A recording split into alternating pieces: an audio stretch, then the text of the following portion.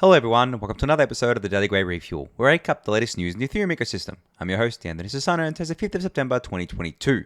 Alright everyone, let's get into it. So Hal Press here shared a screenshot from the Ethereum Discord here that shows that mainnet Shadow Fork 12 went perfectly. There were 0 issues found. So this was basically a perfect Shadow Fork or a perfect merge. You can actually see exactly what was said here by Parathosh, who said, mainnet Shadow Fork 12 merged 1 hour ago. This was on the 31st of August. We used versions advertised in the Ethereum Foundation blog post. So far, we found 0 issues. There are no misproposals. Attestation rate didn't change pre to post merge, and the network seems really stable. Great job to all the client teams.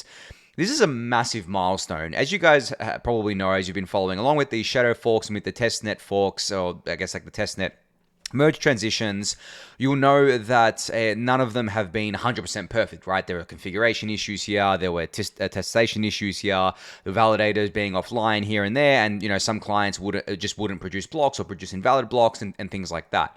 But apparently with mainnet Shadow Fork 12, that is not an issue at all. It just went completely perfectly, which is crazy to me because, I mean, when you really think about it, it requires all the clients to work together, to talk to each other, for there to be no issues during the merge transition, and we haven't seen that before. And, even I said that I expect there to be at least kind of like some issues with some clients with the mainnet merge transition, just because there's so many kind of moving parts to it.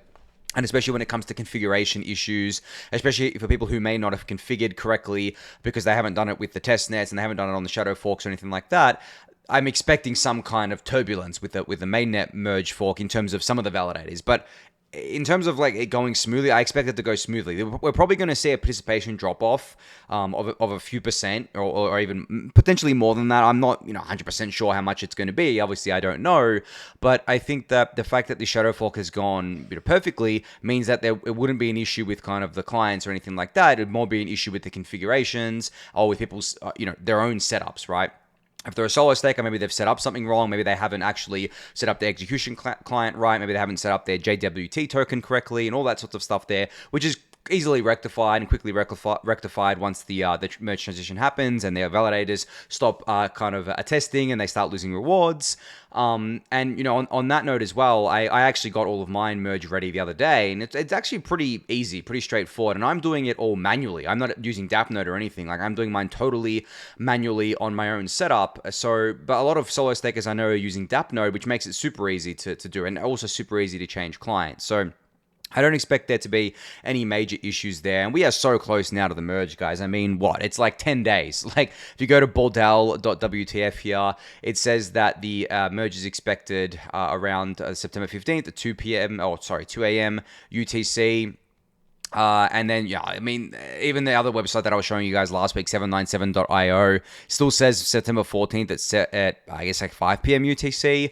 But because the hash rate's been going up and down, it's kind of hard to get an exact measure, but it's going to happen on September 14th or 15th, basically. So around 10 days from now, which is just insanely close. Like, I actually took a little bit of a break over the last few days. As you guys know, I missed a couple of refuels last week, so I've just been taking a break because I think that leading up to the merge and around the merge, it's going to be a lot of insanity. Not particularly with price, but just with like a lot of information out there, a lot of celebrations, a lot of things happening. And, I'm kind of like thinking that this merge call, because there's that merge call that we're doing, mainnet merge call that we're doing, myself, Bankless and ETHStaker, is going to end up happening at like 4 a.m.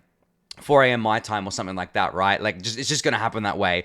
Right now, I don't think it's scheduled for that. I think it's scheduled for around 1 p.m. depending on which scheduler you look at. But as I said, it's hard to kind of know exactly when that's going to happen. But we're close. We're very close. And it's just amazing that this mainnet Shadow Fork 12 was a perfect run. There wasn't any issues with it. Now, I haven't checked back in since this tweet. I don't know if there was any issues that sprung up later on, but at the time of the merge transition, there wasn't kind of like any issues with it, and it seems like everything went perfectly. But if you want to keep up to date with the merge time, you can go to these two websites, bordel.wtf or 797.io/the merge. I'll link them both in the YouTube description for you to check out as well.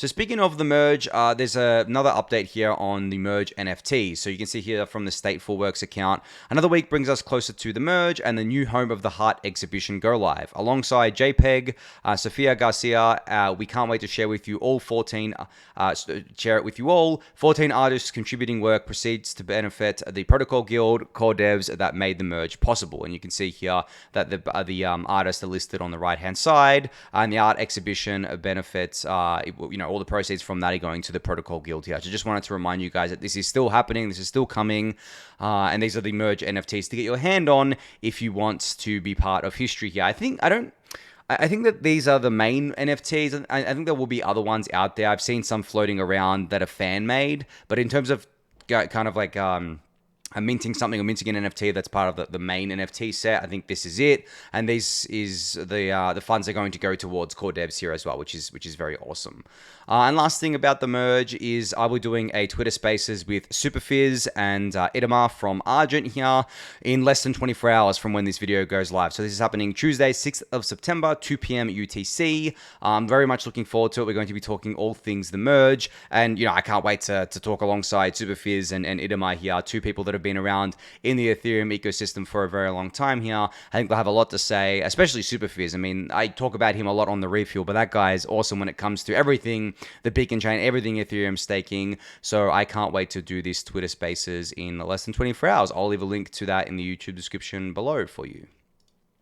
All right, so Mario Havel here from the Ethereum Foundation announced, or at least shared a blog post announcing the Ethereum Protocol Fellowship. This is the fast track to becoming an Ethereum core dev, and it's now open. It's a fellowship program for anyone who's interested in diving deeply into the core protocol research and development, and you can kind of like check out this blog post here to see all the details. Now, I believe they've done one or two of these in the past, the Ethereum Foundation. I remember covering it on the Refuel.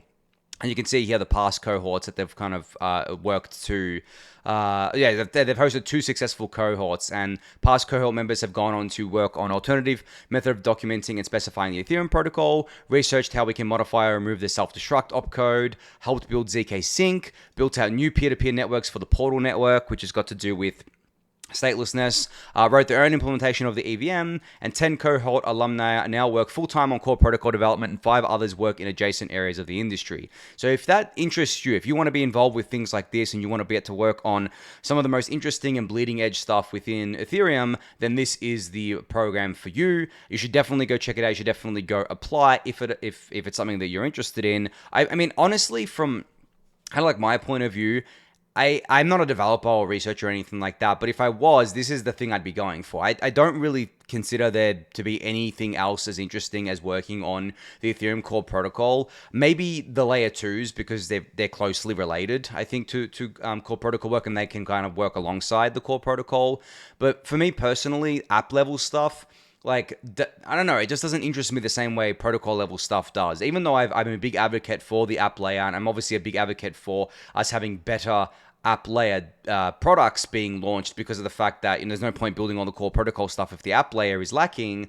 I just personally am much more interested in the core protocol stuff, but I'm interested in it as an educator, right? Like, I haven't done any research, I haven't published any research, I haven't done any kind of like core development itself. I haven't done really any development, as I'm not a developer, but I do a lot of education around it, and that's just personally what I find most interesting. But there are a lot of people out there who are the complete opposite of me. They don't really, care for educating, but they definitely want to get into the weeds, propose new research or do research, help with core development, and be part of the Ethereum history that way. And that just speaks to how many different ways and how many different opportunities you have to be involved with Ethereum.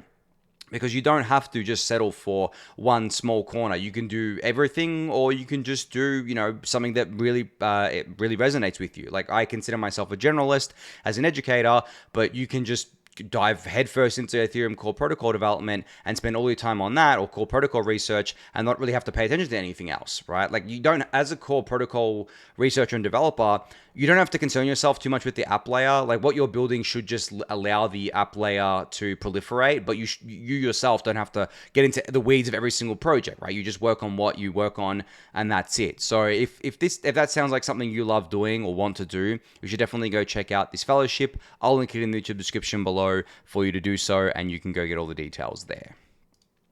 So the Ethereum Foundation blog has had a major overhaul and is now available in 16 languages. I've spoken about my view on the Ethereum,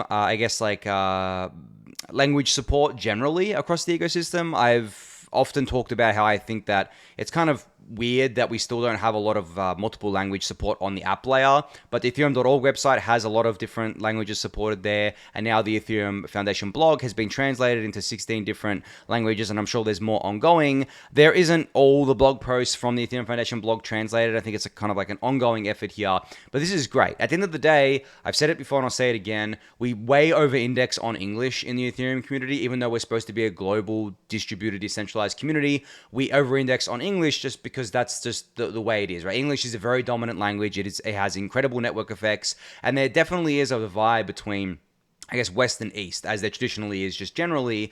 And it's funny because I was looking at I guess like the Alt L1 space the other day, and I was thinking to myself, what's the most successful Alt L1? After all the dust has settled, what has actually had staying power? And funny enough, it's BSC, right? Binance Smart Chain. And I think that this is for two major reasons. The first reason is obviously Binance support, like the world's biggest crypto exchange, putting all their weight behind the BSC, allowing people to bridge in and out very easily, very cost effectively, and not caring about decentralization at all, and just basically having like a centralized on-chain casino, essentially, for people to play with, right?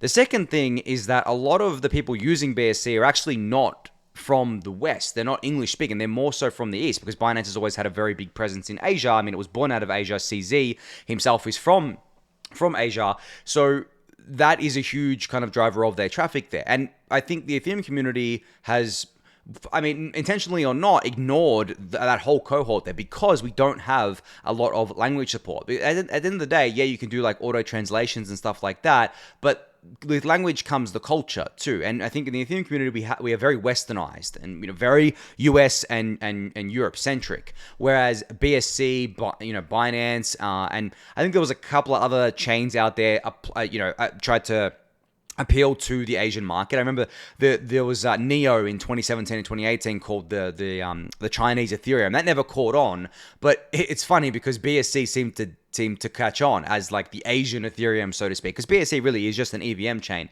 at the end of the day, but it is appealed to a completely different cohort, and also a different cohort in terms of people being able to afford to use the chain, right? So in saying all of that, we definitely need to keep pushing on more language support, not just for obviously Asian the different languages in Asia, but also in the Middle East, in Eastern Europe as well. Like all these places that we've traditionally not appealed to and not actually been in, we need to do that, because Ethereum can't call itself a global network if we're just appealing to English speakers. Like, yes, okay, English is spoken by billions of people, but regardless, like we're still leaving billions of people excluded from it because they don't speak English and they have no plans to learn how to speak English, and they shouldn't be expected to learn how to speak a completely different language just to be able to use the things that we're building. So I think that the Ethereum Foundation has done an amazing job on both the Ethereum.org site for language support and also on the blog now. And I just wanted to give them a big kudos for doing that, because I think it's extremely important. I wish more of the app layer kind of projects did this on their front ends, but yeah, we can't force them to do it, right? They have to do it through their own accord. But it'll happen probably slowly over time. Some of them do have it, but I think I'm surprised it hasn't happened more. I think that's just maybe because a lot of them don't realize how much of their user base they're leaving on the table by not supporting the non-English speaking countries, and maybe they just haven't really thought of it at the end of the day. So yeah. But anyway, kudos to the Ethereum Foundation for pushing along here. All right, so Sam Calder-Mason here announced something called Checkpointz with a Z over the weekend. So this is an Ethereum beacon chain checkpoint sync provider. So what the features that come with this is that it reduces the operational burden of providing a full checkpoint sync endpoint, web UI for users to cross-reference against, and a light mode for home stakers. So what can you use this for? Well, because the mainnet merge is quickly approaching and the window to get your beacon node synced in time is closing, this checkpoint sync lets your node download a finalized checkpoint that is close to the head of the chain, and then once complete, you verify that the sync went as expected. So in reality, it's hard to find an endpoint for you to use the initial download, and just as hard to find somewhere to verify your sync. Checkpointz aims to help with both of these problems, and it has two modes of operation: light mode and full mode. And you can read the rest of the details in this thread here. But yeah, if you are a solo staker and you need to or if you want to become a solo staker before the merge comes around and you want to sync the beacon, your beacon node, you can, I guess, like sync from scratch, which is very, I guess, intensive and very time consuming, or you sync from one of these checkpoints. And I mean, in the future, or at least even these days, like exclusively, you'd be syncing from a checkpoint because there's something called weak subjectivity where the chain will become too heavy, it'll take too long to sync, that you need to be that you will be using these checkpoints always to sync. But the reason why you can have guarantees around these checkpoints is because you can actually check, and you can see here, you can actually check the state root and the block root to make sure that you're on the right chain. And the reason it's called weak subjectivity is because it's still subjective where you're getting the head of the chain from. You're choosing it from either Checkpointz or some other provider, but it is not a strong it's not strong subjectivity because of the fact that you can actually verify it yourself with the state root and the block root here and have pretty good guarantees that you're on the right chain, right? You're at the right head of the chain. So yeah, this is really cool. I think this is just in time, obviously, for the merge here. So if that is you, if you are someone that is merging, or sorry, I should say syncing from scratch for the merge as a solo staker, or if you're changing clients and you accidentally corrupted your database, or you're kind of like, you deleted your database, something like that, then this is something you should definitely check out. And I'll link it in the YouTube description below for you to do so. And just on that note as well, just a friendly reminder, I kind of mentioned it before, but I want to remind you again, if you are a solo staker, if you're running any kind of staking software, make sure, like, this is the most important thing going into the merge, that you essentially run a local execution layer client. It can be Geth, it can be Nethermind, it can be Besu, maybe Aragon, but Aragon's that's the kind of like similar to Geth. If you're going for client diversity, you would go for Nethermind or Besu.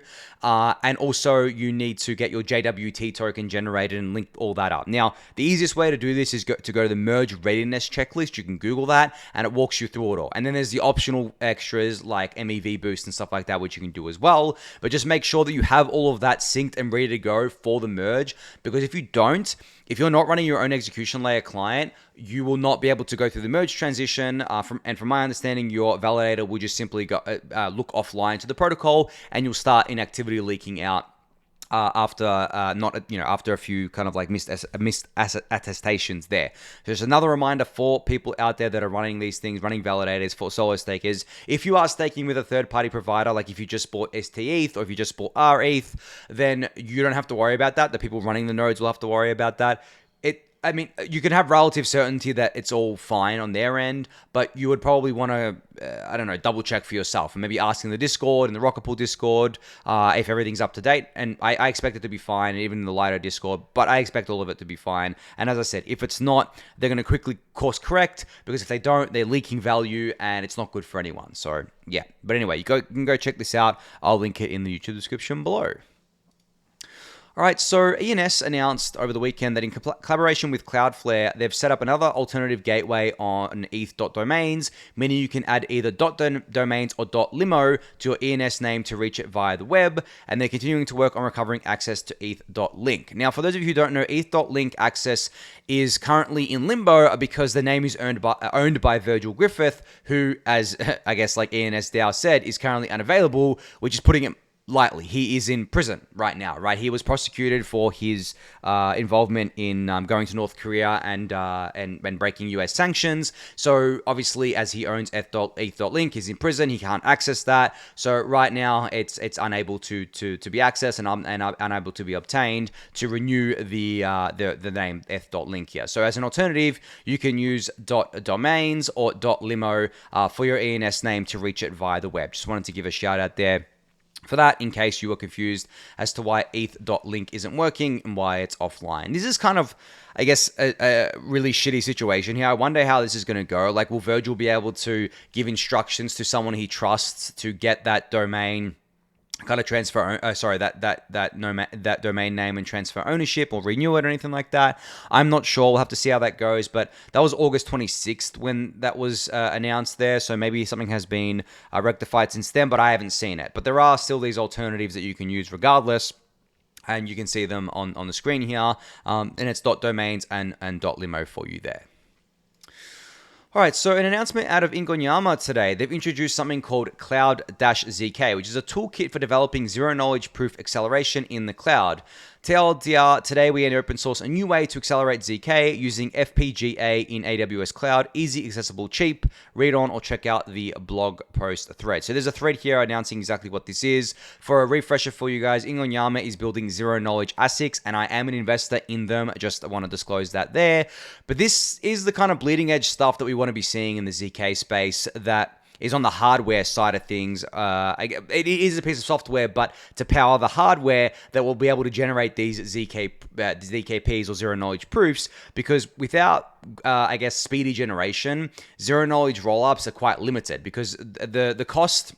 From my understanding, the biggest cost of a zero-knowledge rollup is the time and the resources to generate the zero-knowledge proof. Now, if we can get them down as much as possible, then we kind of get what's the word I'm looking for? Get closer to realizing that reality of the holy grail of scaling solutions for Ethereum, which is full ZK rollups with cheap ZKP proving here. So you can read this blog post for exactly what this is. This is more geared towards, I think, developers and more technical people, of course, but it's great to see that there are a lot of things happening in the ZK acceleration space here and the ZKP proving space, because as I said, it is definitely very, very needed, and Ingonyama is completely focused on this. This is like their whole jam, and I'm glad that there is a company that does this. I was actually extremely excited to back them when I was given the opportunity, because I'd been talking about it for a while on the Refuel before I even knew about them, about this hardware that we would need, and also the software to power that hardware, and I think it's going to be one of the most important companies going forward as we get into get further down the layer 2 scaling roadmap that Ethereum is going down right now. All right, so finally here, speaking of layer 2s, StarKNet Alpha version 0.10.0 has been released to Goerli. So this version is another step towards scaling Ethereum without compromising on security and decentralization, as StarKWare says here. And you can read the blog post you can read the blog post, I'll link it in the YouTube description, but the main features are that there are account abstraction improvements in the spirit of EIP 4337, validate, execute separation, transaction uniqueness is now ensured in the protocol. The fee mechanism has been extended to include L1 to L2 messages and declare transactions, and there's also a few Cairo syntax changes. So as I said, you can read the blog post for a further breakdown here with links to even more breakdowns on all of this. But great to see StarKNet Alpha, a new version of StarKNet Alpha rolled out to Goerli here, not on mainnet of course, but on a test net. I'm sure this will be pushed to mainnet sooner rather than later. And I actually really like this artwork here. This is really cool. It's got like stairs on the left, mountains on the right, and then like a galaxy, mountains in the middle and then a galaxy on the right. Really speaks to, I guess, StarKWare's branding around voyaging out into the unknown as a zero knowledge or a Stark scaling infrastructure here. So very cool image there. But yeah, I think that's going to be it for the updates. Now, I've left a bit of time here at the end today because I have something that I want to discuss, particularly leading up to the merge, which I said before is happening in around 10-ish days, right? I think what's on everyone's mind right now is what the markets are going to do. And I've spoken about this before, and you guys know that I don't think the merge is priced in. But as I said on my podcast with Hal Press, and as Hal said himself, there are different levels of priced in, right, depending on your time frame. My time frame is very, very long term. Whenever I say I don't think something is priced in, I'm talking many, many years. I'm not talking like 6, 12 months. I'm talking 5, 10, 15, 20 years. That's my time horizon. So I think people miss that whenever I say it, and it's fair to miss that. I mean, it's something obvious. But I want to talk short term for a second. Not something that I normally do, but I want to talk about it because I think it's important. I'm seeing a lot of people make comments about it, so I think it's important for me to give my 2 cents here. It's probably going to be a volatile time, right? Even in a bear market, there are players out there who are trying to take advantage of information asymmetries, trying to play PvP matches with other traders out there, and basically also positioning themselves for any possible forks that are happening. There's a popular trade right now where you long spot, which basically means you buy ETH, like actual ETH, you withdraw it to your wallet or something, or have it on an exchange so that you can have exposure in case there is a proof of work Ethereum fork and you get that airdrop, but then you short the futures contracts. You short futures for ETH, so that you're basically in a neutral position. So essentially, it doesn't matter what way the ETH price moves, you're not losing money on that, right? That's kind of like the strategy, because obviously, if you are only trying to capture the forked coins, then you don't want to open yourself up to losing money on longing ETH just in case ETH went down, because that would just negate the profit you can make from the coin. So that's a very popular trade right now. And you may have seen some charts out there of open interest, which measures this leverage in the system for ETH going up and up and up. And I think that's a big reason because of it. Now, what does this mean for the price post-merge? I think that what we're going to see is we're going to see volatility, but I think because we're in a bear market, it's going to be way less volatile than it otherwise would have. You could imagine the merge happening in like the peak bull market. Say the merge was happening in April 2021, just before we peaked in May 2021. It would have been extremely volatile, right? Like we were probably still going to peak, but it would have been even more volatile because of the fact that we had this massive catalyst of the merge, basically right there. We had this issue introduction, we had all the positive stuff coming with it, but we had also run up a lot. I mean, people often forget that we went from about $90 in March 2020 to $4,400 in May 2021. In like 14 months, we went up over 40x on one of the largest market caps in crypto. I mean, ETH was number 2, right?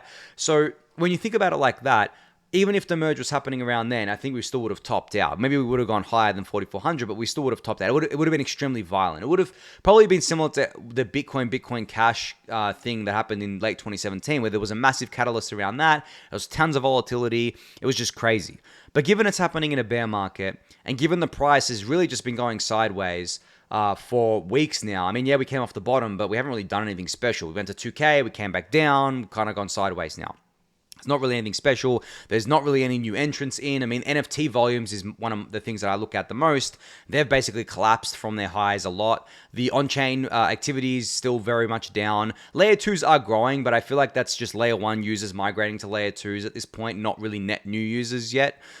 Which means, yeah, we're basically in the depths. I feel like we're in 2019, personally. So there will be volatility, but I don't expect it to be anything as violent as it would have been. And if you're trading around this, I mean, that's your prerogative, but I don't know. I feel like trading around this is extremely risky, especially on leverage. So for me personally, you guys know I'm just stacking ETH long spot as I normally am. I don't plan to trade around. I don't plan to sell any ETH or anything like that. I don't care about any forked coins. Like, it doesn't really bother me if I get them or not. Honestly, I probably won't, because most of my ETH is in staking. So I don't think I'm going to get any if my ETH is in staking, which, again, as I said, I don't really care about that. But if you want to position yourselves for that, you can. But as I've mentioned before, there are risks associated with that too. Depending on what fork you use, there could be no replay protection, and you want to be aware of that. So I think just leading up to the merge, we're very close now within the next 10 days. Things are going to get a bit noisy, I think. Not as noisy as they would have been in a bull market, thankfully, but still a bit noisy. So just keep your wits about you. Just try and stay level-headed. Try and stay grounded. If the ETH price starts going up a lot because of the hype, I mean, I could see us going above 2K just because of the hype, right? It's not that far from here. Just from people trying to play the trade. My advice is always the same. Like, I don't think that leverage is healthy, right? And I think that getting caught up in that sort of stuff is a one-way ticket to wreck town. But at the same time, I don't try to give financial advice on the refuel. I don't try to talk short-term markets. I'm always a long-term guy. I know most of you are as well. But I just want to put that warning out there, because we are just 10 days away. Like, it's crazy. I'm still at kind of a disbelief that we're just 10 days away from this event and things are relatively quiet. And as I said, I think that's just solely because it's a bear market. And people are trying to fade it. They're trying to be like, oh, the merge, you've heard about it forever. Okay, cool, let's just get it over with. And because the price isn't doing anything, people aren't really too excited about it. But us hardcore Ethereans who've been waiting for this for a long time, or maybe you're a new Etherean and it's just something that excites you, I mean, we're all super pumped for it. We're just 10 days out, it's happening. So the market stuff is pretty much irrelevant. Like, I don't even care what the ETH price does. I'm just so happy that Ethereum is going to be a full proof of stake network in just 10 days. I mean, I've been waiting for this since the first day I heard about Ethereum. one of the first things I read about Ethereum was that it was going to transition to proof of stake. That was one of the first things that got me excited about it. I've been waiting for this for over 5 years now. So for me, it's a big deal. I think for a lot of other people, it's an even bigger deal that have been in it longer. And yeah, I just can't wait for it to happen. But just some words of caution there. But I think on that note, I'm going to end it for today. So thank you everyone for listening and watching. Be sure to subscribe to the channel if you haven't yet. Give the video a thumbs up, subscribe to the newsletter, join the Discord channel, and I'll catch you all tomorrow. Thanks everyone.